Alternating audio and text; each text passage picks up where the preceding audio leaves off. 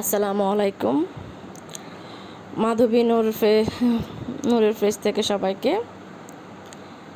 সালাম ও শুভেচ্ছা। সবাই কেমন আছেন? আলহামদুলিল্লাহ আমি ভালো আছি।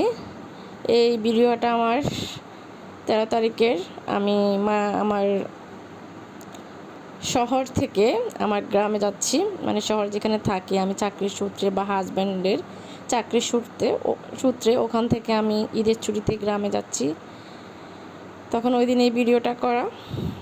এই দেখেন একদম ভোরে ভোরে রওনা দিয়েছি আমি।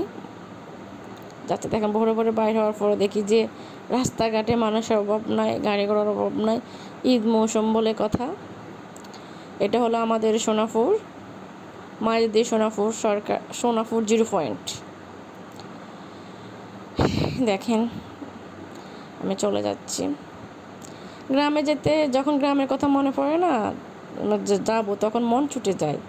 এই যে গ্রামে কখন যাই পৌঁছবো, কখন যাব, তখন অন্যরকম একটা আনন্দ মনের ভিতরে, অন্যরকম একটা ফিল হয়।